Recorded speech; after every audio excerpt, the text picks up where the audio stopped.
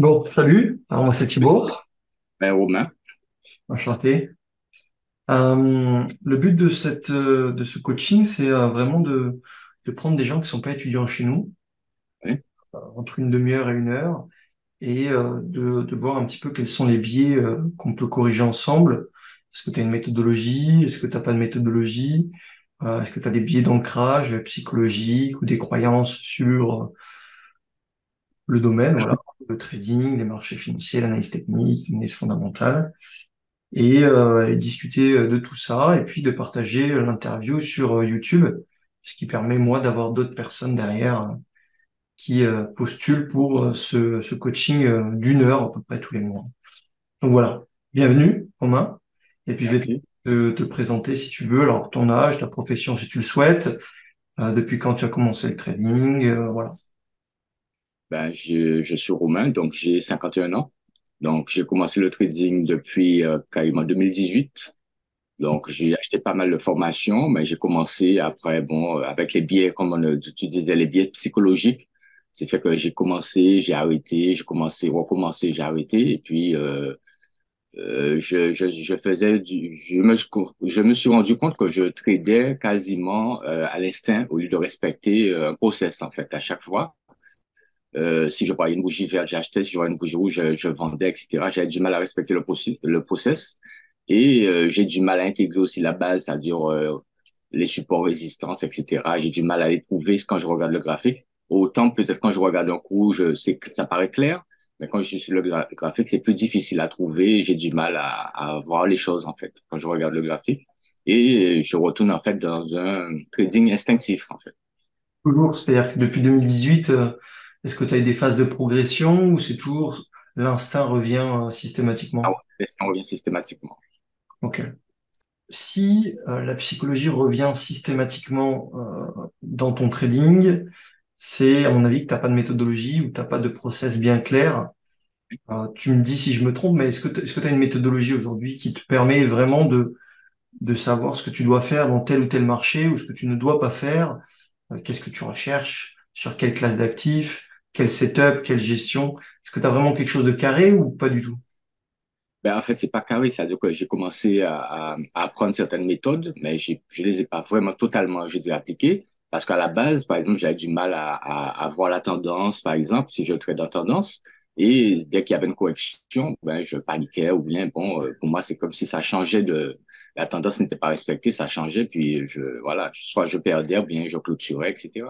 Donc, j'avais du mal à voir, peut-être à détecter une tendance et être confiant que c'est vraiment une tendance qui va durer, etc. et de rester dans le trade même si je suis en positif. C'est-à-dire que je coupe rapidement mes profits et je laisse courir les pertes. En fait, c'est ça voilà. Là, on a déjà plusieurs éléments. Tu dis, alors, comment détecter une tendance? Il y a plusieurs moyens assez simples, hein. La théorie de dos. Si tu n'arrives pas à faire le découpage sur ton prix, bah, tu peux utiliser, par exemple, les canaux de Donquian. Je ne sais pas si tu vois ce que c'est. Si tu veux, c'est une enveloppe de prix qui trace des niveaux de support-résistance, donc des niveaux horizontaux, et ça va être les points hauts et les points bas. Donc, selon la sensibilité des canaux de Donquian, 20 périodes, 55 périodes, ben, ça te permet de savoir quand la tendance est haussière, quand la tendance est baissière, quand la tendance se retourne, quand il y a des phases de latéralisation, de neutralité sur le marché. Donc ça peut être une solution pour toi si tu as du mal à repérer la tendance. Après, ça peut être aussi utiliser une simple moyenne mobile, hein, finalement. Ouais. Euh, donc une moyenne mobile 10, une moyenne mobile 20, une moyenne mobile 50 peuvent te servir de biais. Et donc, quand on a une moyenne mobile qui est orientée à la hausse, on sera plutôt dans une dynamique haussière, une moyenne mobile qui sera neutre, donc un range, une neutralité, et inversement, une moyenne mobile qui est baissière, du coup, va forcément t'annoncer une dynamique baissière. Alors après, la question que tu as posée qui est intéressante, c'est est-ce que ça va durer? Alors ça, personne ne le sait. Il y a des éléments qui peuvent nous guider sur est-ce que la dynamique va se poursuivre ou pas. On peut déjà voir sa vitesse. Parce que des tendances aussi, il y en a plein sur les marchés. Alors, on discutera sur quel actif, quelle classe d'actifs tu es tout à l'heure, mais sur le marché action, par exemple, prenons le marché que je travaille, tu as les actifs qui montent régulièrement, mais il faut essayer de comparer cette vitesse entre les actifs. Les actifs qui montent, il y en a plein, finalement. Mais des actifs qui montent fortement, très fortement, avec une performance assez démesurée, c'est pas tous les actifs qui font ça. Donc déjà, on peut essayer de euh, comparer les actifs par rapport à un autre via la vitesse. Voilà.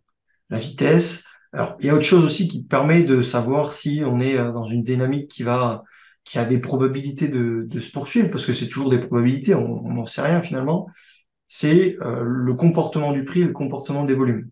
Quand tu as un marché qui accélère fortement et qui revient proche de ses derniers plus hauts finalement, on peut se douter que les vendeurs sont de moins en moins présents et que ça va casser pour aller plus haut.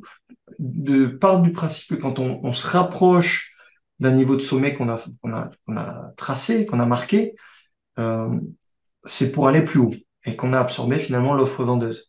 Donc, ça peut être ça qui peut t'indiquer qu'on va aller plus haut, ou alors simplement les volumes. Est-ce qu'on a des pics de volume haussiers dans une tendance haussière? Donc, signe que les institutions sont présentes et soutiennent le titre et ont du titre en portefeuille. Donc, les institutions ne peuvent pas rentrer une seule fois, elles vont rentrer en plusieurs fois. Elles ont tellement d'argent à gérer et à rentrer sur le marché que elles vont étaler, échelonner leurs achats, ce qui va créer des pics de volume. Et donc, c'est comme ça qu'on repère l'intervention des institutions. Donc, de un, tu as comment déterminer sa tendance. Ça peut être simplement la théorie d'eau que tu traces, que tu fasses ton découpage, ou alors les canaux de Donchian, c'est un indicateur que toutes les plateformes ont, hein, Pro Real Time, TradingView, elles ont toutes cet indicateur-là qui permet de savoir si on est dans une dynamique haussière, baissière ou neutre. Et après, tu as le fait de mettre simplement une moyenne mobile pour savoir si elle est orientée à la hausse. Et donc déjà, avec ces informations-là, tu sais si on est dans une tendance ou si on est dans un mouvement qui est neutre. Ça, c'est la Ouais, première. tous ces éléments-là, ce sont des éléments que j'ai utilisés, hein, à part le canal de Donkian. Mais le Mind Mobile, j'ai utilisé. J'ai même utilisé Bollinger aussi également, les phases. Mais c'est vrai que des fois, quand on voit la phase 2 démarre, peut-être ça peut démarrer dans ce sens, et après, ça repart dans l'autre sens, éventuellement. C'est à savoir exactement est-ce que c'est vraiment la bonne phase, etc. Donc, je sais pas si c'est peut-être parce que j'ai une mauvaise lecture, mais c'est vrai qu'à des moments, je me suis fait tromper comme ça. Quand il y avait l'ouverture de la phase 2, ça faisait semblant de partir à la hausse, et puis subitement, après, ça repartait en sens inverse. Alors, ça, c'est complètement. Alors, on peut pas trop éliminer le facteur de fausses cassures, de mouvements qui démarrent et puis qui avortent. Ça, on peut pas trop le contrôler. On peut le limiter, comme je te le disais, dans le sens où on va essayer d'aller sur les actifs les plus rapides. Donc, si un actif est passé de 5 à 10 dollars, par exemple, il y a des probabilités qu'il passe de 10 dollars à 12 dollars ou de 10 dollars à 15 dollars. Et donc, que tu fasses une plus-value, plus ça va vite, plus ça annonce un intérêt des institutions, des spéculateurs, parce qu'il y a des news pour X ou Y catalyseurs. Et donc, plus tu vas sur un actif qui va vite, moins il y a des chances que le mouvement se retourne. Maintenant, comme tu dis, hein, la perte, elle est inévitable. Et c'est ce que je voulais voir avec toi. Tu disais que tu avais des stop loss, donc que tu tenais ta perte, mais que tu tenais pas tes gains. Ok? C'est ça que tu disais, c'est ça?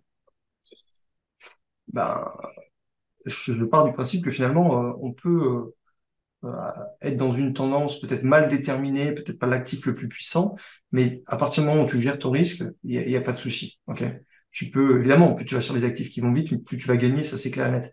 Mais déjà, tu prends le problème enfin, tu fais ce que la majorité des gens font, c'est-à-dire tu n'acceptes pas de perdre et tu tiens ta perte et tu ne tiens pas tes gains, ce qui fait que tu as des risques de mauvais, j'imagine.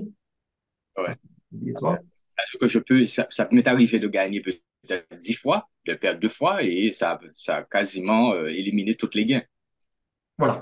Donc, Voilà. là, tu viens d'annoncer quelque chose qui est flagrant chez la plupart des personnes, c'est que une ou deux pertes vont annihiler complètement 5 ou 10 gains d'affilée que tu auras mis du temps à gagner, de l'énergie, des efforts, et finalement, psychologiquement, c'est un désastre quand tu perds en l'espace de un ou deux trades tout ce que tu as gagné sur 10 trades. Psychologiquement, on peut qu'être abattu et c'est là où en plus la réponse émotionnelle peut être encore plus dangereuse. Donc, il va falloir améliorer plusieurs choses. L'aspect de la sélection de l'actif, donc la tendance, comprendre dans quelle tendance on se situe, et puis après, accepter la perte. Moi, personnellement, je perds entre 50, 60, peut-être maximum 70% du temps, mais ça n'empêche pas de gagner. Parce que du coup, tu vas chercher des risques qui sont, enfin, ton risque est limité, c'est toujours le même, et à chaque fois, tu te mets dans des dispositions, pardon, où tu vas chercher des risques de 2, 3, 4, 5, 10. OK? Ce qui fait que tu peux perdre 50% du temps, comme je te le disais, et ne pas être mis en difficulté. Donc, quels avantages ça a d'avoir des risques assez élevés? Ben, de un, quand tu es débutant, tu peux pas avoir cet ego de dire, moi, je veux gagner 80% du temps. De un, tu vas pas forcément. Je parle de toi, mais de tout le monde en général. Hein. Moi, quand j'ai commencé aussi, on n'a pas d'expérience quand on commence. On connaît pas le rythme du marché, le contexte du marché, on l'a pas non plus. On sait pas exactement ce qu'on doit faire parce qu'on n'a pas de méthode hyper claire. Donc, il y a vraiment un monde entre ce qu'on veut et ce qui est réalisable. Euh, je trouve que il y a vraiment, il y a vraiment un paradoxe entre être débutant et vouloir un taux de réussite de 80% ou 70%. Parce que finalement, on est les personnes les moins expérimentées et on veut quelque chose que les pros n'arrivent pas ou tout juste à faire. On peut gagner tout de suite, effectivement. Parce que ça paraît pas compliqué en soi, mais effectivement, c'est pas si évident que ça. Exactement. Donc, le plus gros axe d'amélioration de ce que tu me dis, c'est vraiment d'accepter de perdre. Si demain tu perds 60-70% du temps, un petit stop loss, un petit risque, mais qu'à chaque fois quand ça passe, tu vas gagner 2, 3, 5, peut-être 10 fois ta perte, et tu es dans des dispositions où finalement tu es décomplexé et t'es pas stressé. Parce que finalement, il n'y a rien de plus stressant que de se dire, je dois tenir un taux de réussite de 70-80% pour gagner. Chose que tu dois faire actuellement, j'imagine, ou au-delà de 50%, parce que tes risques sont importants et tes gains sont faibles. Donc j'imagine que, je sais pas si tu as fait le calcul, mais quel serait le taux de réussite pour toi pour ne pas perdre d'argent et pour gagner, en vue de tes statistiques actuelles? En fait, c'est surtout parce que j'ai pris trop de risques aussi. Parce que c'est vrai que quand j'ai vu, j'ai commencé à gagner, donc j'ai augmenté le nombre de lots. Et effectivement, après je perds, donc forcément, ça annule tous les gains parce que j'ai augmenté le nombre de lots. C'est surtout par rapport à ça. Après, quel que soit le pourcentage, l'essentiel, c'est de toujours être en positif. Que ce soit 30%, 50%, pour moi, c'est l'essentiel, c'est d'être en positif et de m'améliorer au fur et à mesure. Mais c'est vrai que si je commence avec un lot de 0,1, je gagne, effectivement, je vois que je commence à gagner, peut-être j'ai confiance je me dis effectivement, il y a plus de probabilité que ça monte. Je vais peut-être prendre plus de risques et peut-être quand ça chute, eh ben, je perds beaucoup plus que ce que Hmm. j'avais gagné peut-être les trois, quatre derniers trades. Donc, sur un seul trade, je peux perdre quatre, quatre gains que j'avais eu précédemment parce que j'ai augmenté le risque. Donc, tu as augmenté ta taille de position, donc ça c'est un facteur effectivement où, ben, par malchance, parce qu'on a des pertes régulièrement, tu tombes sur l'actif qui va te proposer une perte et c'est à ce Voilà, moment-là que tu vas augmenter voilà. ta taille de Ça m'est position. arrivé de cramer plusieurs comptes comme ça, effectivement. Mais est-ce que tu sais ton taux de réussite moyen à peu près? Est-ce que tu sais quel est ton taux de réussite actuellement et le risk reward que tu vas chercher? Donc tu disais que le risk reward était plutôt négatif. Ouais. Et en termes de Oui, taux de réussite, est-ce que tu as une fourchette à peu près où tu sais sur 10 trades, 50 trades, combien tu vas en réussir? fait, c'est aléatoire, hein. C'est aléatoire. C'est-à-dire, c'est aléatoire. Je ne peux pas vraiment dire que j'ai un taux de réussite de temps parce que c'est vrai que si je prends un exemple concret sur peut-être au moment où ça a mieux fonctionné, je peux dire que le taux de réussite est peut-être de 60-70. Et après, sur deux trades, j'ai tout perdu. Ben, effectivement, voilà, parce que j'avais respecté plus ou moins le risque et j'ai gagné peut-être trois, quatre trades et perdu peut-être un, deux, mais qui n'a pas eu d'aucune conséquence. Et après, j'ai augmenté la taille de position et là, j'ai tout perdu. Ok. Donc toi, tu dirais que c'est plus une histoire de taille de position que de risk reward et de taux de réussite. Ou c'est En un fait, il autre. y a deux choses. Il y a ça, il y a le risque, et il y a aussi le fait de laisser courir les gains et ne pas les couper trop tôt. Parce que si je prends peut-être, je prends un risque de, je sais pas moi, un sur trois par exemple, mais je coupe quand j'arrive à un sur un, c'est sûr que Après, j'ai un stop qui va jusqu'à 3. Forcément, je vais toujours perdre plus parce que je vais jamais jusqu'au bout du take profit. Donc, parce que je coupe toujours avant pour perdre, au risque de ne pas que ça puisse se retourner parce que j'ai eu plusieurs cas des fois. J'ai voulu laisser courir et ça s'est retourné par la suite. Et ça, effectivement, donc j'ai tendance à couper plus vite pour ne pas avoir à subir ça de nouveau. Si Donc, bien j'arrive jamais au take profit finalement, quoi. Parce que des fois, il faut beaucoup de patience et ça peut se retourner, ça peut être une correction, après ça peut repartir, mais donc, si je vois ça corrige et ça continue à corriger, alors que je me suis dit, bon, peut-être, bon, je vais sortir parce que ça risque de redescendre trop. Et il faut de la patience parce qu'après, peut-être je vois, peut-être ça peut repartir. hmm. Mais je sais jamais à quel moment c'est vraiment une correction, à quel moment ça repart vraiment. Donc, c'est vraiment une lecture avoir une bonne lecture qui me donne confiance dans ce que je fais pour dire que, bon, voilà, c'est juste une correction, ça va repartir. Ok. Ok. Tu travailles sur quel actif? Ben, en fait, au début, j'avais commencé sur les actions. C'est-à-dire, j'avais acheté une méthode qui est sur les actions, mais comme j'ai pas poursuivi dessus, je suis retourné sur les indices. Donc, j'ai fait quelques années sur les indices et maintenant, je suis un peu sur le Forex. Je fais un peu après les deux, indices Forex, mais c'est plus le Forex maintenant. Parce que bon, c'est vrai que l'indice demande un capital beaucoup plus élevé que j'ai pas actuellement parce que j'ai quand même pas mal de comptes. Donc, je suis plus sur le Forex maintenant. D'accord. Et, euh, et tu veux rester sur le marché du Forex ou tu veux faire autre chose? Ben, en fait, si après j'ai une bonne méthodologie, je fonctionne bien, c'est sûr qu'après je vais diversifier un peu. Je vais faire un peu de tout, indice, Forex et action. Est-ce que tu penses que c'est la meilleure chose de faire plein de choses? Est-ce que tu penses... Ben, Vas-y, vas-y. ben, déjà, ce serait déjà essayer de travailler sur le Forex. Si je vois que ça fonctionne bien sur le Forex, je vais faire peut-être Forex et indice seulement, hein. Voilà, je ne vais pas forcément sur les actions parce que les actions, pour trouver les actions, c'est pas toujours évident. Ça demande plus de travail et puis ça demande aussi de maîtriser plus le fondamental que, bon, ça, fondamental, j'ai pas trop de maîtrise, j'ai pas de maîtrise du tout. Donc, je préfère plus me concentrer sur la partie technique, analyse technique et ce sera plus l'indice et Forex.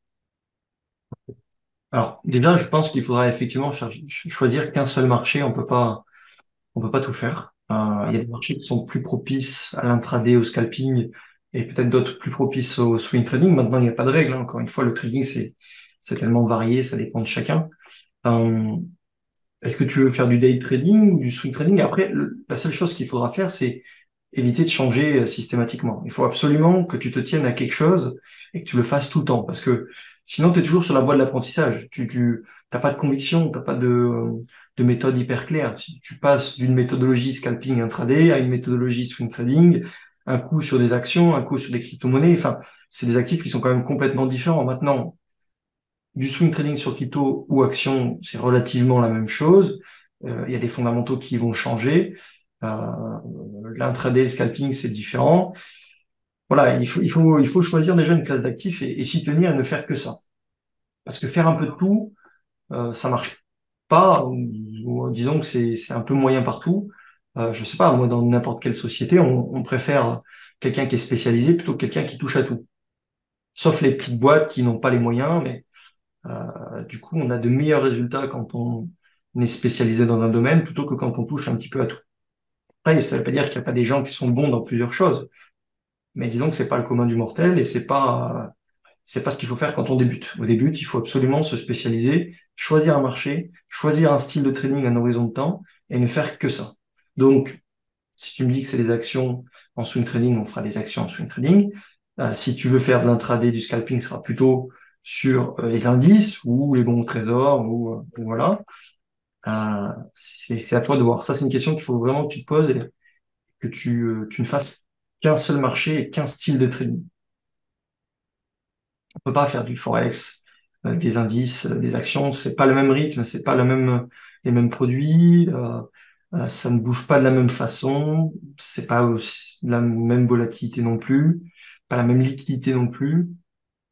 C'est voilà, c'est pas les mêmes produits financiers non plus. Donc, c'est la première question qu'il faudra que tu te poses, c'est voilà, quelle classe d'actifs et sur quel horizon de temps. Est-ce que tu as une petite idée ou Ben, en fait, je me posais déjà la question depuis quelques jours. Je me dis, effectivement, par rapport au temps aussi, parce que comme je travaille, j'ai pas forcément le temps. Et je faisais plus du day trading. mais qui s'apparente plus à du scalping des fois. C'est-à-dire que, comme je dis, je vois que j'ouvre mes graphiques, je vois que ça part peut-être à la hausse, etc. J'achète et je coupe tout de suite. Et en fait, c'était plutôt du scalping. Et des fois, je faisais aussi du day trading. Mais je me dis, effectivement, aujourd'hui, ce serait peut-être mieux parce que au niveau émotionnel, psychologique, ce serait mieux que je m'oriente peut-être plus vers du day trading et pas du swing trading. Et ça me permettrait peut-être d'avoir plus de recul et comme il y a moins de bruit de marché aussi sur le weekly, le daily, ça va peut-être m'aider à progresser peut-être plus vite aussi et d'avoir plus de temps de voir les choses venir sur le swing. Ben oui, c'est des questions qu'il faut se poser. Ça, effectivement, ta disponibilité. Est-ce que Voilà. tu as deux heures par jour à l'ouverture européenne ou américaine pour faire du scalping ou de l'intraday? Ou si t'as pas ce temps-là, oui, le swing trading, c'est quand même plus adapté. Moi, c'est plus la session américaine parce que je suis aux Antilles, je suis sur le créneau horaire de la session américaine et l'Europe, bon, je dors toujours quand la session européenne s'ouvre, donc Ouais, j'ai pas ok. le temps. Donc, ce serait plus la session américaine parce que des fois, je travaille le matin, des fois le soir. Quand je suis disponible le matin, ce serait plus la session américaine. Et le swing trading, donc ça permet peut-être plus d'analyser le week-end, etc. Et puis juste Exactement. peut-être de temps en temps de jeter un œil en semaine, donc où je suis plus disponible de regarder et de traiter peut-être, si je fais par exemple le Forex, par exemple, c'est bon, de traiter peut-être, comme tu dis, trois actifs seulement par rapport à la tendance. Oui, je pense que vu tes disponibilités, il vaut mieux s'orienter sur du swing trading. Maintenant, à choisir entre du swing trading sur actions, forex, crypto-monnaie ou indice, vaut mieux le faire sur actions et crypto-monnaie. C'est des marchés qui sont plus directionnels. Alors, le marché des Ah, cryptos d'accord. est en difficulté en ce moment, mais c'est des actifs qui sont ultra spéculatifs et qui vont faire proposer de la performance assez importante. Là où le forex est quand même un peu plus pépère, il faut alors l'avantage c'est qu'effectivement si tu as un petit compte de trading, c'est mieux le forex parce que tu vas utiliser des leviers, etc. Sur le marché action, ça te demande après tu as des CFD sur action aussi. C'est pas le top du top, mais disons que si t'as pas le choix, ça pourrait être une possibilité. Parce que sinon, sur action, c'est plutôt au comptant, donc ça demande un petit peu de capitaux quand même. Maintenant, tout est possible. On peut démarrer avec 1000 euros, commencer, se faire la main et éventuellement faire progresser le capital. Moi, j'ai des étudiants qui ont fait pas 6 ou 7000 ou 8000 euros avec des capitaux de 500 euros.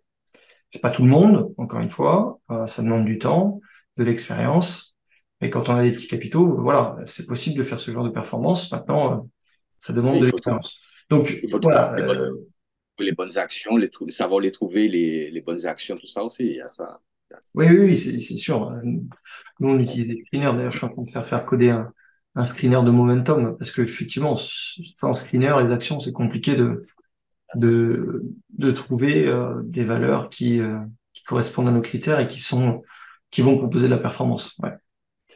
Ok, donc plutôt swing trading. Après, à toi de voir si tu veux faire des actions, de la crypto ou du forex. Forex, évidemment, c'est possible, hein. Il y a des devises qui sont en tendance, donc c'est intéressant d'aller se positionner dessus.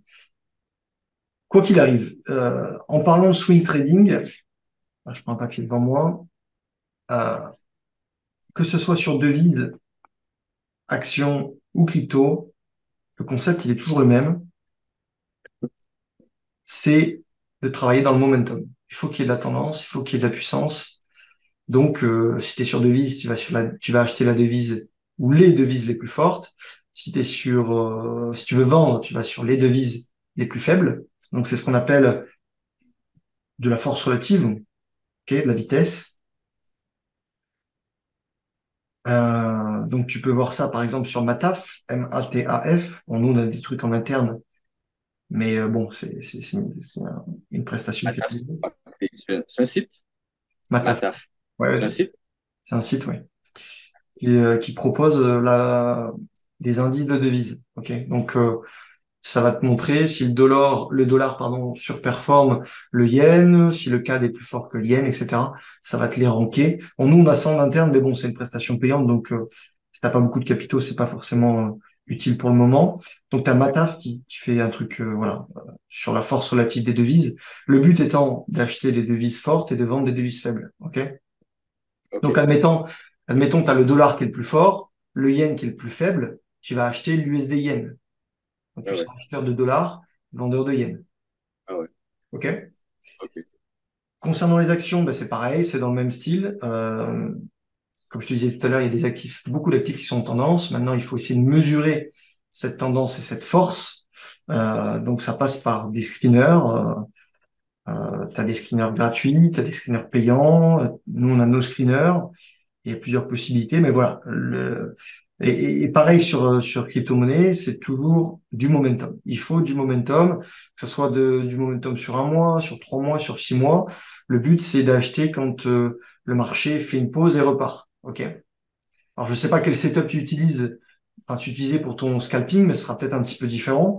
Euh, le but, En c'est fait, ce que vraiment j'essaie de voir maintenant, ce que comment? j'essaie de travailler maintenant, c'est chercher, par exemple, une fin de tendance. Par exemple, si, par exemple, il y a une tendance baissière, j'essaie d'attendre la fin de la tendance baissière pour Ouais. repartir à l'achat. C'est ce que j'attends. C'est ce que j'essaie de travailler maintenant, c'est rechercher des fins de tendance des actifs. Donc, tu travailles des retournements. Voilà, les retournements. Alors, les retournements, c'est bien. Disons qu'il y a un fort potentiel. Maintenant, le taux de réussite, il est vraiment peu élevé Ouais. et c'est pas un marché qui est explosif puisqu'on est en train de travailler un potentiel retournement. Donc, moi, je serais d'avis plus dans un premier temps que tu travailles les tendances qui sont déjà installées. Une tendance qui est déjà installée sur un mois, une tendance qui est déjà installée sur 3 mois, une tendance qui est déjà installée sur 6 mois et que à chaque moment où il y a une pause, tu essayes de rentrer en position. Euh, Je regarde de temps en temps tes vidéos. Je vois que effectivement, tu cherches la latéralisation pour repartir. Effectivement, Oui, oui, parce que du coup là, je te partagerai peut-être mon graphique, mais la latéralisation, ce qui est intéressant, c'est que c'est un niveau pivot. Tu vois, je mets mon stylo ici. Si le prix le casse, c'est pour aller plus haut. Ok, parce que le niveau pivot, il est souvent tracé sur un niveau de résistance, un dernier plus haut, ou plusieurs endroits où le prix a marqué un niveau de résistance. Donc c'est un niveau où si les acheteurs reviennent dessus, on est censé monter rapidement et sans trop d'hésitation. Alors, donc tu achètes quand ça casse. Si ça merdouille et que ça descend et que ça réintègre ton niveau pivot, tu vends. Il n'y a pas de raison à ce que tu restes longtemps en position quand on a réintégré ce niveau pivot. Pourquoi? Ben parce que finalement, c'est à voir comme une ligne franchie. Quand on la franchit, c'est pour aller plus haut. Sinon, on sort de position. Le but, c'est pas d'acheter là et de revendre tout en bas. OK? Le but, c'est d'acheter là et de revendre là. Quitte à racheter derrière si ça refranchit. après, c'est faire attention aux fausses cassures aussi. Mais des frustrations, il y en aura. En fait, je pense que faut pas se focaliser dessus. Alors, on peut les éviter en étant sur des actifs forts, en observant les volumes, les creux de volume, etc. Maintenant, tu vas en avoir. C'est assez clair et net. J'en ai tout le temps et c'est logique. Il y a toujours des fausses cassures ou régulièrement. Donc, je pense pas qu'il faille avoir peur de la fausse cassure. C'est, je pense, un faux débat. Je pense qu'il faille juste avoir un stop loss court, prendre ta perte dès que ça réintègre un petit peu. T'attends de voir. Si ça ressonne et que ça refranchit ce niveau pivot, ben peut-être que c'est la bonne, tu vois. Et tu vas le tenter peut-être une fois, peut-être 2 fois, peut-être 3 fois max. Et au bout de la troisième, ça va passer. Et il y a des fois, ça va passer au bout de la première tentative. Mais comme tu as un stop loss qui est tout petit, admettons que ton stop loss, il est tout petit comme ça. Tu vas rentrer une fois, tu vas prendre une perte. 2 fois, tu vas faire prendre une perte. 3 fois, ça va passer. Le marché va monter, va monter, va monter. Et tu vas vite compenser cette perte. Et donc, c'est pour ça que tout à l'heure, tu disais que tu tenais tes pertes et tu avais des petits gains. Mais j'imagine que ton stop loss, il doit pas être hyper court. J'imagine que tu as un stop loss qui est quand même relativement large. Ben, en fait, des fois, je mets le stop loss très court. Des fois, effectivement, ça tape le stop loss, ça repart. Ou des fois, effectivement, je mets large. Ou des fois, je peux effectivement baisser le stop loss aussi. Ça m'arrive de baisser aussi. Ok, donc il faut que tu gardes absolument la première situation que tu m'as annoncée, tu m'as énoncé, c'est-à-dire la fois où tu te fais sortir. Pas Voilà. de se faire sortir. Tu re-rentres. Si tu as un niveau pivot, tu estimes une latéralisation suffisante ou quoi que ce soit, si on réattaque, les acheteurs réattaquent ce niveau pivot, c'est peut-être la bonne. Donc, vaut mieux que tu prennes une petite perte, une deuxième perte et que ça passe derrière. Plutôt que tu recules ton stop loss. Souvent, quand ça avorte, il y a des fois où ça va repasser, ça va tenter, ça va repasser, mais des fois, boum, ça décroche complètement. Donc, pourquoi tenir une perte qui est aussi importante? Ton niveau pivot, il est là pour te dire, c'est le niveau pour lequel comment dire, ici, dans cette zone-là, disons que c'est les vendeurs qui ont la main. Ici, c'est les acheteurs qui ont la main. OK? Donc, pourquoi lui laisser de la marge quand c'est les vendeurs qui ont la main? Il n'y a pas de raison. Même si on est dans une dynamique haussière, etc., sous ce niveau pivot, part du principe que les vendeurs ont la main. Les acheteurs auront la main complètement en cassure du niveau pivot. Donc, tu le laisses évoluer dans ce sens-là et tu mets des stops courts. Alors, court. Pas besoin, dans un premier temps, il n'y a pas besoin que ce soit super court. Parce que tu vas, à mon avis, tu vas péter un câble au niveau de la psycho.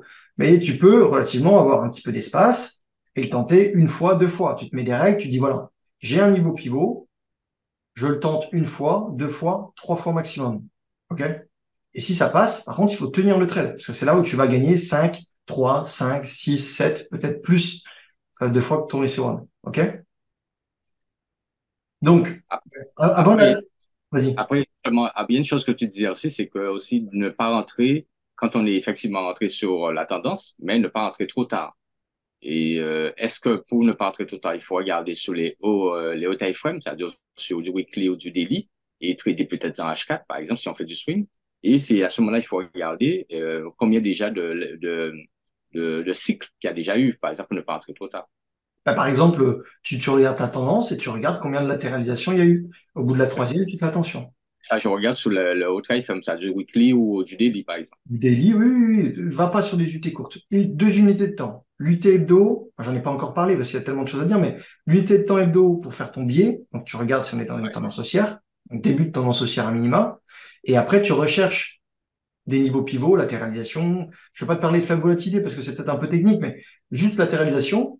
Et tu regardes combien de latéralisation on est dans la tendance. Est-ce qu'on est sur la première? Est-ce qu'on est sur la deuxième? Est-ce qu'on est sur la troisième, la quatrième, la cinquième? Et t'évites de te positionner au bout de la troisième.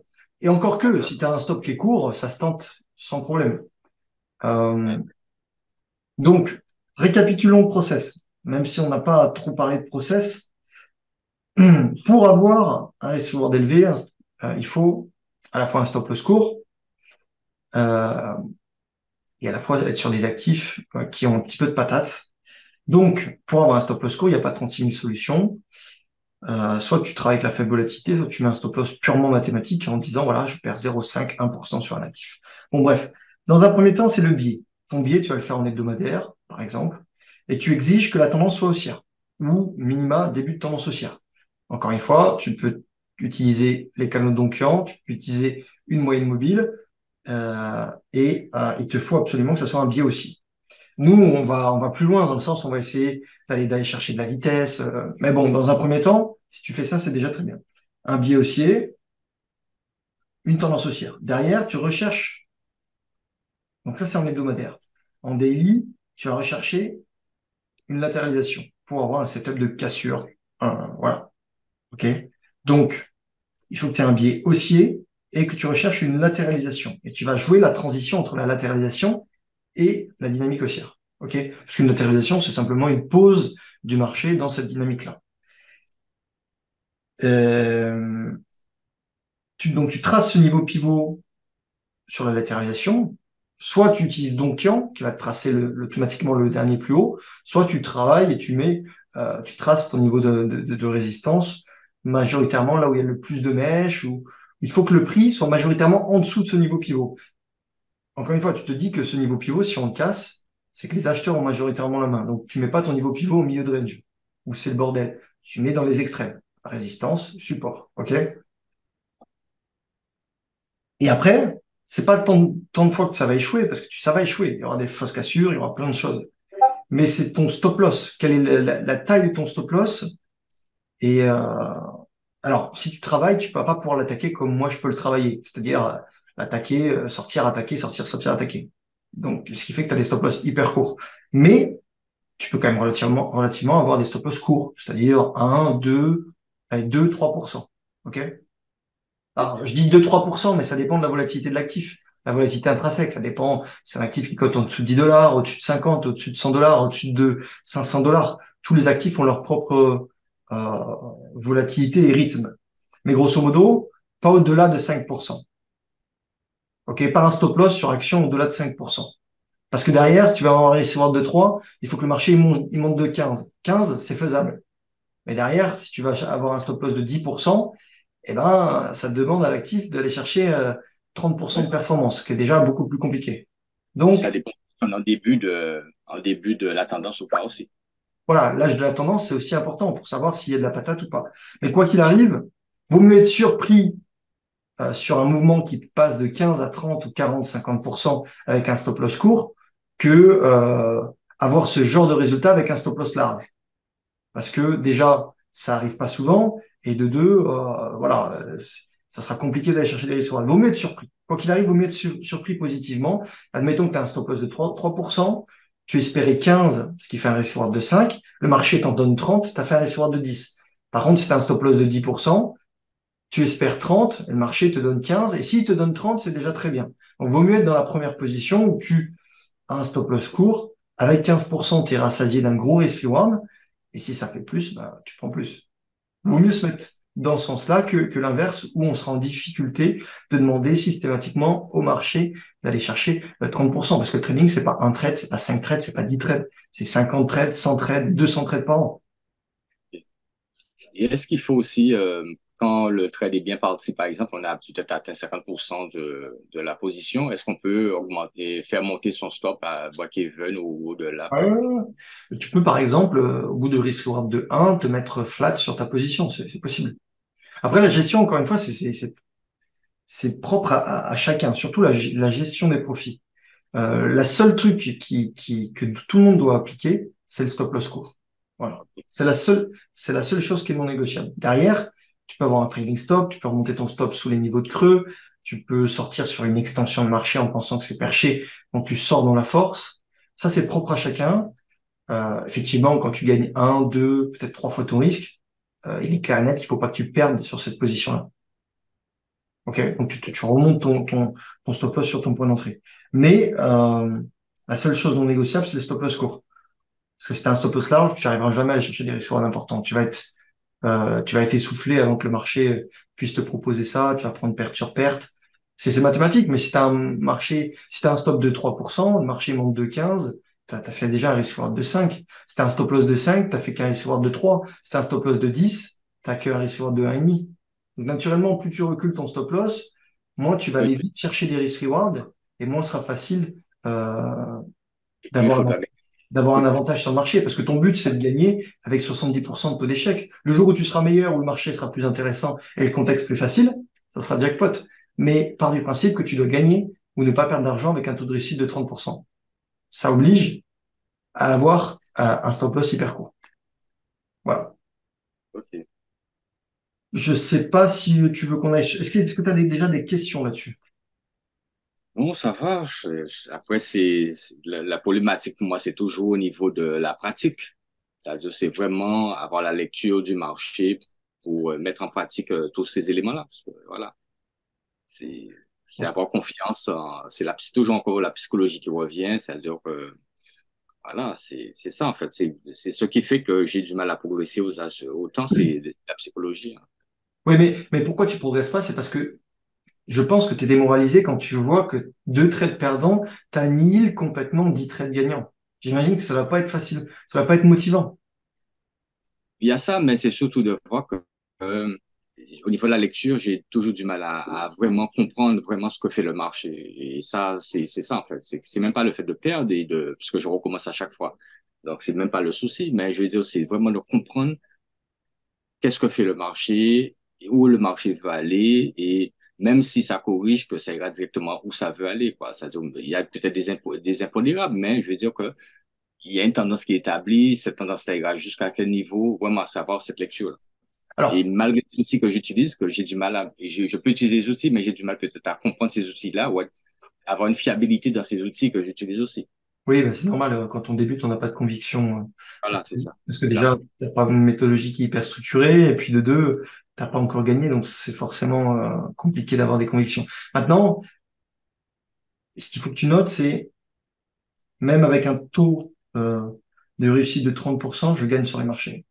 C'est-à-dire que c'est quelque chose, c'est un confort que la plupart des gens n'ont pas parce que il y a cette fausse croyance qu'il faut qu'on gagne 80-90% du temps sur les marchés. C'est du bullshit, ça n'existe pas. Il y a des périodes où on va faire 70-80% de taux de réussite, mais ça va pas durer. Parlons d'une moyenne et de ce qui est réalisable. Donc, il faut absolument que tu te dises, euh, Romain, voilà, moi j'ai un taux de réussite, même avec un taux de réussite de 25-30%, je gagne. Parce que je vais chercher un risk-reward élevé. Et derrière, évidemment, je vais te donner des astuces sur comment déterminer une tendance, parce que j'ai l'impression que c'est le point euh, qui te, qui te fait défaut et que sur lequel c'est un peu plus difficile pour toi d'avoir des convictions. Donc, on va regarder ça ensemble, mais voilà. En fait, il faut se dire, il faut se le noter, se le marquer, se l'encadrer, je sais pas où. Avec 30% de taux de réussite, je suis gagnant. Est-ce que c'est pas un confort? Qu'est-ce que tu en penses? Est-ce que c'est pas un confort de se dire que 3 trades sur 10 ou 30 trades sur 100, je, avec 30 trades sur 100 que je gagne, je ne perds pas d'argent sur le marché. Et Est-ce que c'est pas c'est un un très confort? bon confort. C'est un très bon confort et c'est une très bonne base puisque ça te permet aussi de dire que bon, euh, tu es sur la fourchette la plus basse et tu gagnes. Ça veut dire que tu as une marge de progression qui est quand même énorme. Voilà, c'est quand même, ça donne une confiance très importante. Oui, oui, exactement. Alors, après, il faut pas non plus se faire de fausses promesses. Un swing trader, il gagne pas plus de 50% en moyenne. Comme je te dis, il y a des périodes où on va monter à 70, 80. C'est des périodes très faciles, mais ça va pas durer. Donc, en moyenne, si tu arrives à 50% de taux de réussite, c'est déjà très, très bien. Donc, alors j'ai dit 30% pour avoir une conviction, mais si demain, tu vas me chercher un risk reward de 5 systématiquement ou un risk reward de 10, même avec 10%, de taux de réussite, tu gagnes de l'argent si tu vas chercher un risk reward de 10. Donc après, c'est jusqu'où ton agressivité en termes de stop loss peut aller. Mais disons, partons sur un risk reward de 5. C'est 10, 15, 20, c'est vraiment ceux qui sont hyper agressifs et qui vont venir prendre des pertes systématiquement et retravailler le marché sur un niveau pivot. Mais prenons un risk reward de 5. Un risk reward de 5, si je dis pas de bêtises, je crois que c'est 18% du temps pour être flat. 18% du temps en termes de taux de réussite pour être flat. Donc disons, avec 20% de taux de réussite et un risk reward de 5, tu es flat ou tu gagnes de l'argent. Alors c'est sûr que si tu vas chercher un risk reward de 5, un risk reward et chaque R vaut 10%, c'est-à-dire que le marché doit te donner 50, ou chaque R vaut 5 et le marché doit te donner 25, c'est très compliqué, parce que c'est pas impossible, mais le répéter sur 50 trades, 50 mouvements de 25% ou de 50%, c'est très compliqué, voire impossible. Donc, on va aller sur les graphiques. Et voilà, pour moi, le confort le plus important, c'est ça. OK. Alors, je vais partager mon graphe. Euh,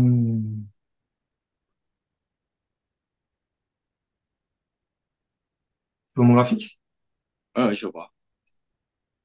Alors, première chose pour laquelle tu as du mal, c'est comment déterminer une tendance haussière. J'ai l'impression que c'est quelque chose qui te chafouine bien. Pour être sûr que je suis dans la tendance et que je peux faire confiance, voilà. Donc, parce que j'ai eu tellement de retournements qui m'a un peu traumatisé. Alors, t'es jamais à l'abri du retournement. Maintenant, est-ce que tu es dans une tendance? Ça, tu peux le savoir. Mais est-ce qu'elle va se retourner? Ça, t'en sais rien, hein, c'est toujours pareil.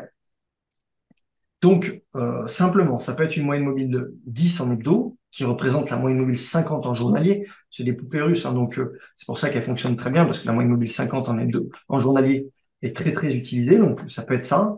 Si elle est ascendante et qu'on est au-dessus et qu'on l'a pas mise en danger, qu'on l'a pas franchie, tu peux euh, considérer qu'on est dans une tendance haussière et tu vas du coup pouvoir appliquer une stratégie de suivi de tendance. Si demain, euh, donc là, on fait du suivi de tendance, là, à partir d'ici, attention, le marché se retourne, il n'y a plus rien à faire. Tu vois, les marchés, plus ou moins la moyenne mobile, elle te donne globalement la tendance. Il y a quelques mouvements erratiques, hein, ça c'est normal, mais grosso modo, ça te donne la tendance. Donc, ça peut être ça. Alors, je peux aller sur un autre actif, hein. Ça représente un hebdo, c'est 10 et elle représente combien en délai, vous avez dit? Ça représente la moyenne mobile 50, grosso modo. Pas exactement, mais presque. Parce que la clôture est enfin, le calcul est fait à la clôture. Donc, une clôture hebdo, c'est pas la même chose que des clôtures journalières. Mais grosso modo, ça te donne quasiment la même moyenne. Ok, donc, ton but à toi, c'est de travailler ce genre de dynamique. Il faut attendre que le marché il démarre. T'es pas là pour prendre le mouvement dès le début. Tu es là pour l'accompagner. Ok. Donc, c'est ça le suivi de tendance, hein. C'est on accompagne un mouvement qui est déjà en place. Évidemment, plus il est jeune, mieux c'est. Parce que plus il est vieux, plus il y a des chances qu'il se retourne. Mais ton but, c'est d'accompagner ce genre de mouvement. Et dans ce genre de mouvement, tu vas avoir des latéralisations. Ok. Donc, par exemple, tu as une latéralisation, je sais pas moi, ici, tu as une latéralisation ici, qui est pas déclenché puisqu'on descend, tu as une latéralisation là, et tu as une latéralisation là. Alors, comment je les vois? C'est que je vois simplement qu'il y a plusieurs bougies hebdo qui latéralisent et qui s'alignent côte à côte. Donc ça m'annonce que sûrement en journalier, il va y avoir des latéralisations. Et donc là, tu les vois. Attends, je vais virer deux, trois trucs. Donc, ici, tu as effectivement une latéralisation, tu vois. Donc, ton plus haut, il est cassé ici, et puis ça monte. Ici, admettons, hein, je te donne des choses basiques parce que pas rentrer trop dans le détail, tu as déjà beaucoup de choses à voir. Mais ici, tu as le plus haut qui n'est pas cassé, ok? Ici, tu as le plus haut qui est cassé sur le gap, donc évite de rentrer quand il y a un gap, ne chasse pas le point d'entrée. Tu peux le réattaquer ici en te disant c'est une grosse latéralisation et ici il y a eu un excès, ok? Tu vois, ça casse, ça monte derrière. Pareil, ici, ça casse, ça monte. Alors après, évidemment, où tu mets ton stop loss, je te parle de trucs basiques, hein, suivi de tendance. Donc, tendance haussière, moyenne mobile 10, hebdo haussière, on va rechercher des latéralisations journaliers. Comme ça, t'as ton entonnoir hebdo daily. Ok? C'est clair ou pas? C'est clair Romain ou pas? Oui, c'est clair, c'est clair. C'est pas Là, compliqué. là, sur le journalier, il y a la moyenne mobile 10 hebdo et la rouge, c'est laquelle? Alors, c'est des moyennes mobiles 21, 10, mais on s'en fout. Ah, Enfin, ok, d'accord. on s'en fout. Non, oui et non, mais pars du principe que c'est celle-ci qui te donne Ouais, le. la tendance. Là, toi, ton but, c'est de rentrer Ouais, au c'est ça, voilà, début la tendance. d'un nouveau mouvement, d'une nouvelle. Après une Voilà. accélération, il y a toujours une accélération souvent qui se fait. Ok. Donc, eh ben, ton but, c'est d'accompagner ce mouvement-là. Ok. Donc, tu vas rentrer dans cette table de cassure et tu en as un. Celui-là n'est pas déclenché. Deux, trois. Et là, pour le coup, ça a fonctionné, mais ça peut ne pas fonctionner. D'ailleurs, on va voir que ici, si tu avais un stop loss, alors pour moi, je vais te dire ce qu'est un stop loss large. Pour moi, un stop loss large, c'est ça. Un stop loss court, c'est ça. Et un stop loss très court, c'est ça. OK?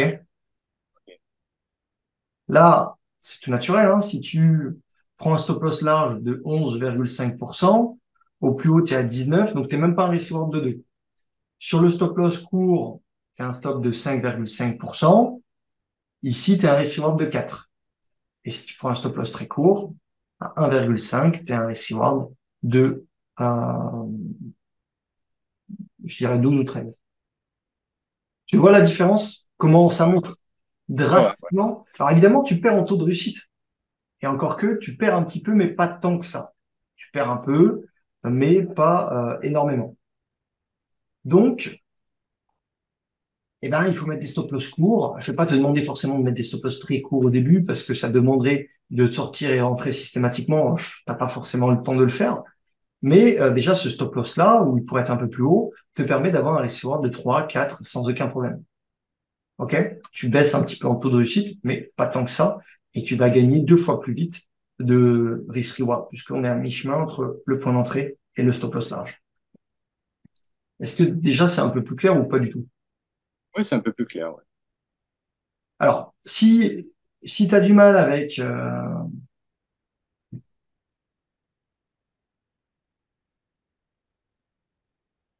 si tu du mal, tu prends les canaux de Donquian. Parce que si j'enlève ça, les canaux de Donquian, tu vois, ils te marquent le stop loss large et la résistance pour le point d'entrée. Voilà. Si tu as du mal à définir les résistances et les supports, la tendance, tu peux rentrer avec Donkian. C'est pas un problème. Enfin, tu peux rentrer. Ça va te matérialiser les niveaux de support et de résistance. Tu vois, mon niveau de résistance ici, c'est exactement le même niveau, je n'ai pas regardé, que Donkian. Ça va de soi, c'est un dernier plus haut.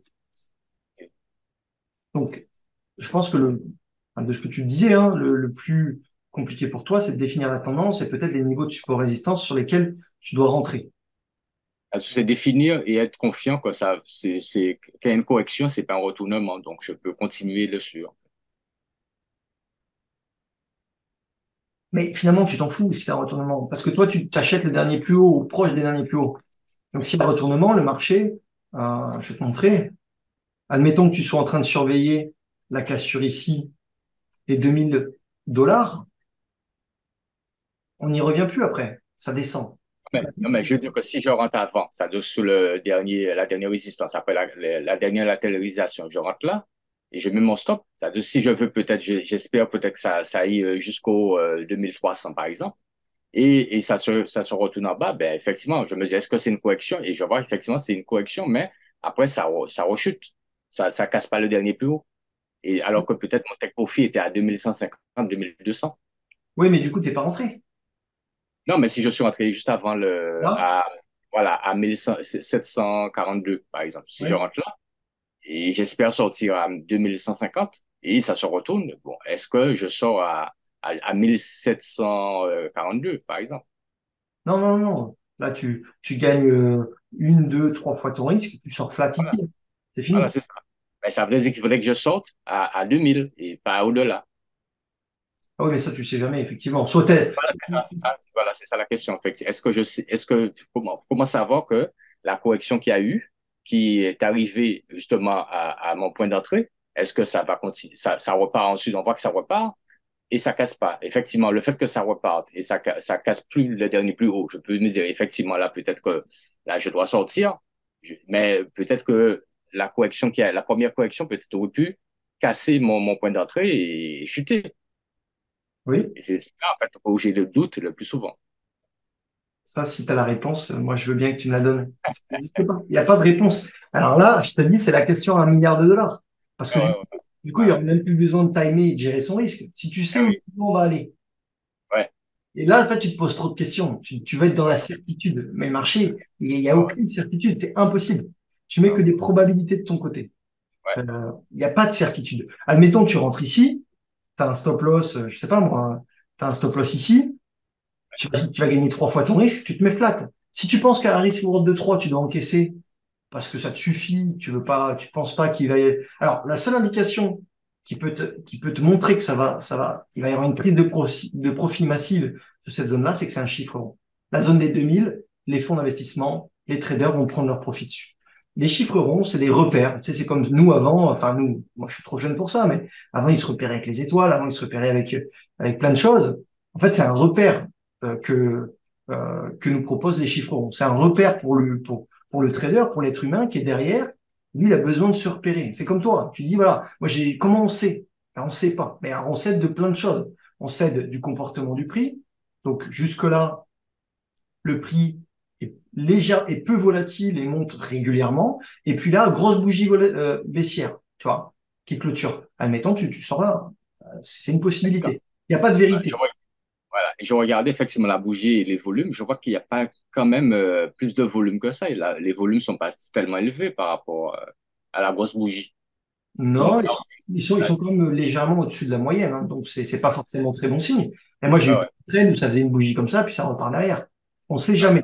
La seule chose que tu sais, c'est que tu as gagné, t'es en gain de 3 fois ton risque, par exemple, latent, donc tu te mets flat.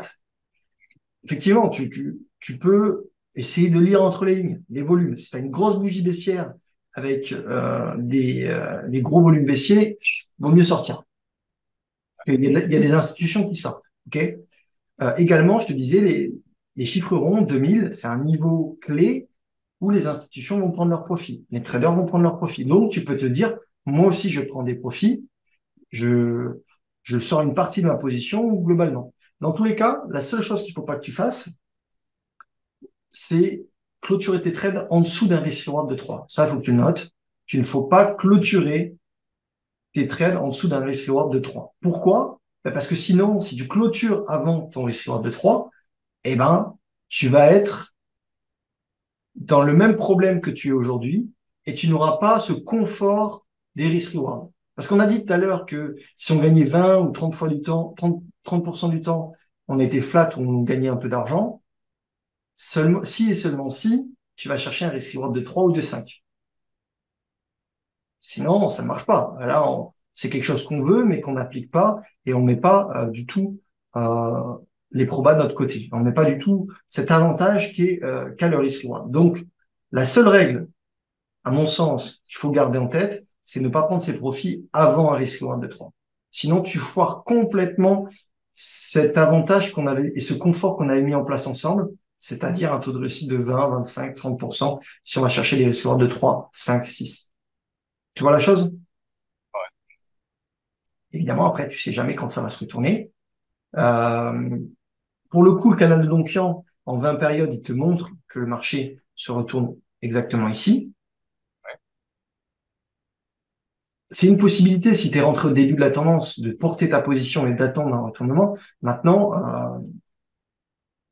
le but, c'est pas de laisser de place au marché. Donc, le but, c'est vraiment de rentrer, d'avoir un stop loss relativement court. Je te demande pas un stop loss très très court, mais relativement court, et d'aller chercher un minimum un risque de 3.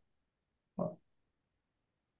Et OK, effectivement, on ne sait jamais quand ça va se retourner. On a des indications, mais si tu as la solution, moi, je suis preneur. d'accord. Ça, c'est, en Oui, c'est fait, sûr. c'est quelque chose qu'il faut arrêter de faire. Il faut arrêter de chercher des certitudes. Ce ne sont que Ouais, des probabilités basées, enfin, que des probabilités et tu vas construire ta conviction là-dessus. Moi, je sais jamais quand ça va monter. J'ai une méthode qui m'indique, si tu rentres là, il y a des probabilités que ça monte. Si tu mets ton stop loss là, il y a des probabilités du coup que tu aies des risques reward assez élevés. Mais on n'a pas de certitude. Comme je te dis, on va perdre 70% du temps, 60% du temps. Donc, on ne peut pas avoir des certitudes quand on perd 70% du temps. Il n'y a que celui qui gagne 95% du temps qui a des certitudes. Chose qui n'existe pas, hein, même si on voit la réponse marketing qui est souvent là, mais ça n'existe pas. En tout cas, pas sur la durée. Donc, voilà. Tu peux utiliser également Donkian pour la tendance. Tu vois que, je sais pas si on peut mettre des couleurs. Je pense qu'on peut mettre des couleurs. Alors, voyons voir.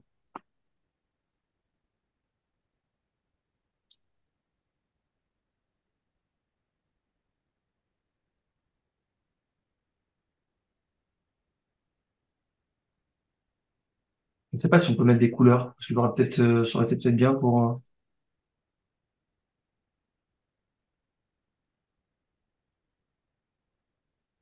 pas ça. Non. On peut pas mettre de couleurs, je pense pas. Mais, grosso modo, enfin, je pense que tu arrives à lire. Quand on casse le dernier plus bas, c'est qu'on a tendance à vouloir s'inverser. Quand on casse le dernier plus haut, c'est qu'on repart dans la dynamique haussière. ça matérialise bien les supports, les résistances, effectivement. Tu as tes supports résistances qui sont tracés automatiquement. Donc, disons que c'est pas optimisé dans le sens où ça va pas déterminer les faibles volatilités, les ranges qui sont un peu au milieu du range, etc. Ça va tracer automatiquement les niveaux des derniers plus hauts. Mais ça marche.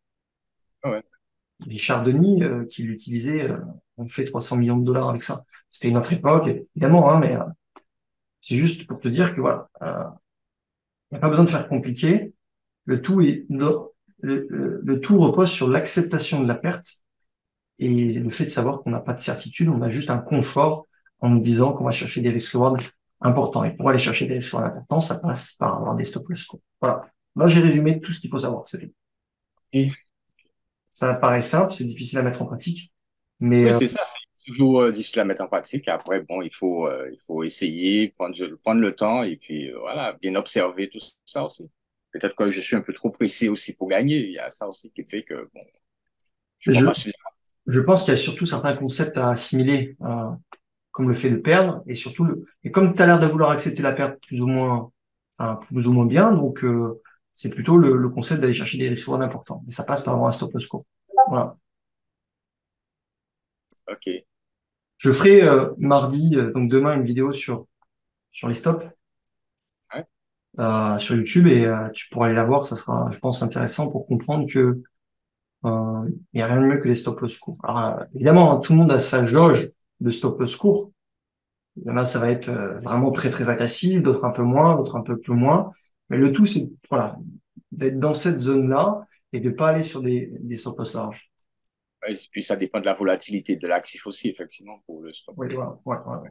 Pêche et puis ça repart. Parce que les institutions régulièrement vont chercher des stocks aussi. Donc, Oui, mais du coup, attention, le stop, on s'en fout. Tu vas le travailler une fois, il va te stopper, il va te travailler deux fois, il va te stopper, tu vas le travailler trois fois, ça va passer. Et si tu as un stop loss court, en l'espace de quelques temps, tes deux pertes sont à absorber facilement, quoi. C'est pas grave de s'y reprendre à plusieurs fois. Évidemment, pas 10 fois, mais deux, trois, peut-être max quatre. Si tu penses que derrière il va y avoir un mouvement, et encore une fois, on n'en sait rien. Mais si tu es dans une tendance haussière et qu'on latéralise suffisamment longtemps, il y a des chances que quand on va casser, c'est pour aller faire un mouvement d'ampleur. Bien Ça sûr. aussi, toi. Tu me disais, je sais pas quand est-ce que ça va continuer, quand est-ce que ça va se retourner, j'en sais rien. La seule chose, c'est dynamique haussière. Plus la latéralisation est longue, plus il y a des chances que le mouvement derrière soit long. Donc, la première chose que tu dois faire, et c'est ce que je suis en train de regarder sur le marché européen, c'est par exemple, tu as du Thales là. Tu vois, Thales, on est en train de casser une grosse latéralisation. Et ben, c'est peut-être pour aller chercher les 150 ou peut-être les 160. On a cassé ce niveau marqué depuis 4 mois, 6 mois, soit pour l'intégrer, et tant pis pour nous, soit pour faire un mouvement d'ampleur. OK, Ouais. pareil sur Sanofi. Tu vois, sur Sanofi, on a cassé le plus haut, on est monté jusqu'à 102. Pour l'instant, le marché retrace un petit peu. Si ça réintègre, tu prends ta perte. Si ça repart, tu vas surfer sur un mouvement qui peut aller chercher les 105. OK? Faut avoir de la patience et puis voilà. Ah bah ça, oui, oui. Il y a pas de hasard, hein. La patience, accepter la perte. C'est pour ça d'ailleurs que on a, selon les sources de l'AMF, 89% de taux d'échec. C'est parce que les gens ne sont pas prêts à perdre, souvent, et ils veulent tout de suite, donc, et n'ont pas de structure, pas de process.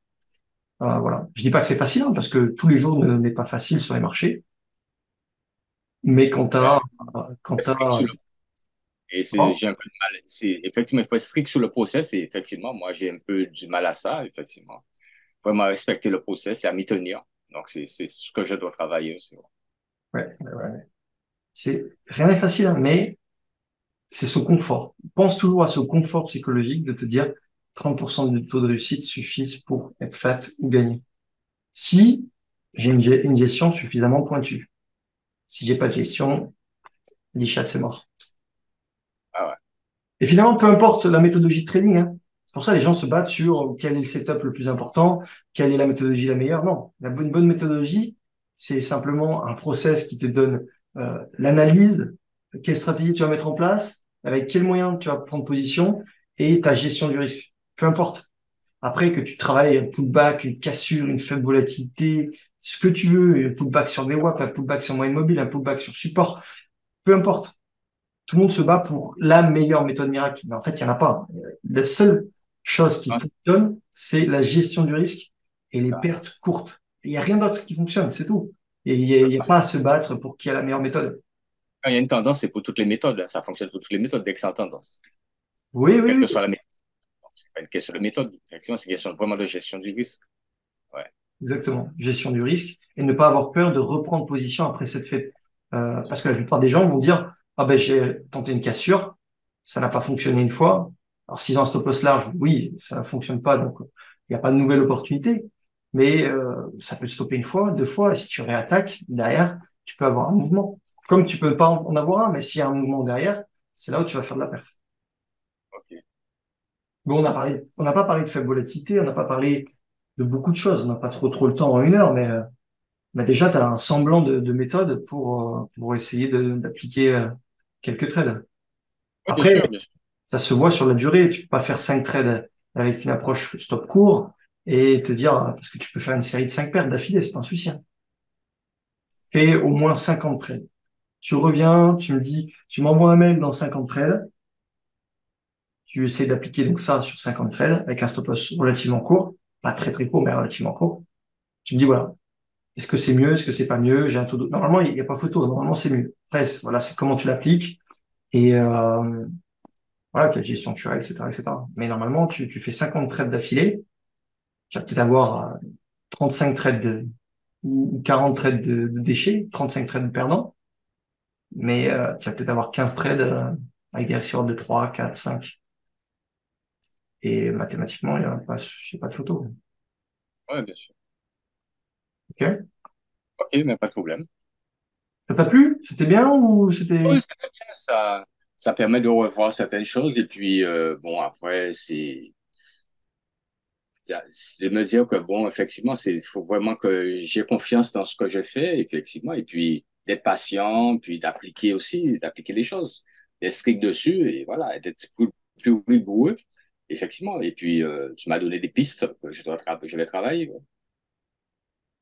Voilà. Ne cherche pas des convictions, enfin, des convictions, il faut Ouais, le voir, mais ne cherche pas de certitude. Il n'y en a pas. Parce que j'ai l'impression que c'était ta démarche, avoir des certitudes, et en venant me voir obtenir certaines certitudes, et en fait, c'est tout le contraire que je te dis. Je te dis qu'il n'y a pas de certitude, il n'y a que des probabilités. Si tu te trompes 3 fois sur une cassure et que c'est la quatrième qui fonctionne, tu auras gagné. Voilà. OK? et- ok, pas de problème. Ben, je pense qu'on mettra la vidéo du coup sur YouTube si ça te va. Ouais, pas de souci, hein. Pour voilà, les débutants, ça leur permet de voir un petit peu quels sont les axes à améliorer. Je fais toujours un petit peu de... C'est sympa les interviews, ça plaît à tout le monde. C'est assez rythmé, on apprend quelques trucs. Donc je la mettrai sur YouTube et puis voilà, je ferai faire une miniature avec la photo que tu m'as envoyée. Et puis voilà, si tu as des questions, tu m'envoies des emails, il n'y a pas de souci. C'est ce que je dis, ce que j'ai dit aux traders que j'ai eu avant. Faites 50 trades, peut-être 100 trades, ou 2 mois de trading, comme ça, et on pourra faire un autre coaching pour voir et faire un petit peu le bilan. 10 trades, c'est pas révélateur. 20 trades non plus, 30 trades non plus. Faut au moins faire 50 trades. Mais tu vas le sentir déjà au bout du 10e, je pense, si tu arrives à l'appliquer. Ouais. Non, il n'y a pas de raison, hein. Si je prends le mouvement très tôt et j'attends les latéralisations, donc ça devrait se faire, hein. Comme tu dis, Mais voilà. il y aura des petites grosses cassures, je vais perdre, mais si je rentre après de nouveau, et puis, comme on disait, c'est comme les sous du time frame élevé, donc ça donne le temps de voir, et puis, voilà, contrairement au day trading ou au scalping, il faut être là en permanence, tandis que là, j'ai le temps, ça dure, voilà, j'ai le temps d'attendre, de revenir, de voir, donc il n'y a pas de souci. Voilà. Euh, Pas de stress, tu fais ton Voilà, truc c'est ça, exactement. tranquillement. Tu peux faire ça le week-end, tu repères, je sais pas, tu prends 2, 3 positions, allez, 2, 3 trades max, 2, 3 actifs que tu trades, et tu surveilles, tu cherches des latéralisations comme ça, peut-être comme sur Sanofi, peut-être pas aussi longue, mais voilà, minimum 1 mois de latéralisation. Puis tu rentres en cassure et tu vois un petit peu ce que ça donne. Concernant la sélection des actifs, tu utilises quoi comme plateforme? En fait, je fais mes recherches sur TradingView, Ok. les analyses sur TradingView. Et j'ai un compte actuellement, un compte actif sur XTB, ou j'ai deux comptes Vantage et XTB. Ok, XTB doivent faire les actions, je pense. Euh, ok. Il faut que sur TradingView, tu veux travailler les actions américaines, françaises, européennes? Tu veux faire quoi? Qu'importe, hein, moi, dès que ça fonctionne, moi, qu'importe, j'ai pas de choix particulier. Américaine, il y a plus de choix et en plus, tu es sur le fuseau horaire des Américains. Donc, ce que tu fais, c'est que tu vas lancer les screeners. Tu as accès aux screeners sur TradingView? Je crois qu'il y a des screeners. Je l'ai jamais utilisé. Bon, il faut que tu essayes de repérer. Je crois qu'il y a des onglets pourcentage de performance euh, sur 1 mois, peut-être 3 mois ou peut-être 6 mois. Tu essayes de lancer ces screeners-là et tu mets peut-être 20% de performance ou tu mets 20% de performance en 1 mois, 30% de performance en 3 mois et peut-être 40% de performance en 6 mois ou 50%. Et donc, tu ne travailleront les actifs qui sont déjà bien lancés. 20%, 30, 50. OK? Ou sur 1 mois, sur 3 mois. Il faut que tu sois dans un actif qui est de la patate. Donc, tu surveilles et puis, tu vois. Je sais que c'est un peu court, hein, mais, euh, mais ouais, il faut que tu lances des screeners, je pense, pour que ça se soit plus simple pour toi. OK? Est-ce que tu as des questions? Bon, est-ce que je dois faire obligatoirement uniquement sur les actions ou éventuellement je peux, sur le Forex aussi, je peux le faire également?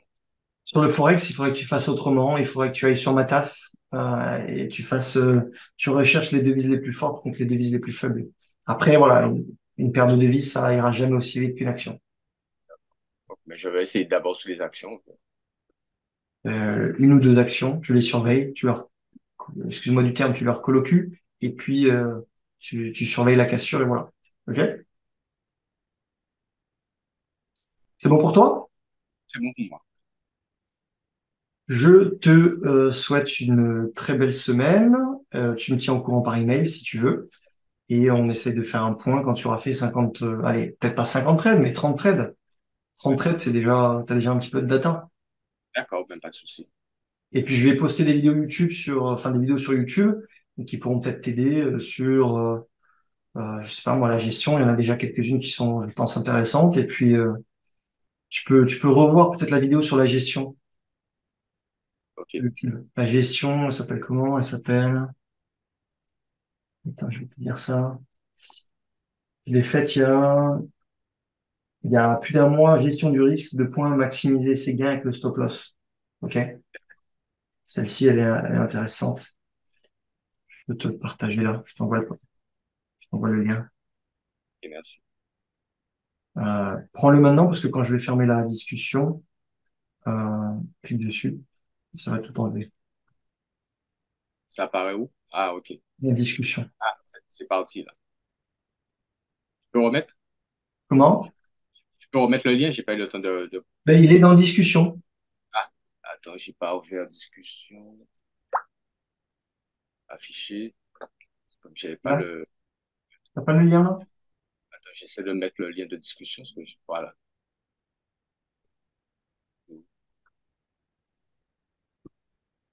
Ok, c'est bon, normalement. Sinon, je te renverrai par email. Pas de Ah problème. ouais, parce que j'arrive pas à voir. Ok. Ben écoute, je te souhaite une très bonne semaine. Je te remercie Et pour ces échanges. C'était intéressant. merci également. Et puis, on se tient au courant par email, ok? D'accord, pas de problème. Salut Romain, bonne journée. Allez, voilà, à bientôt. Salut.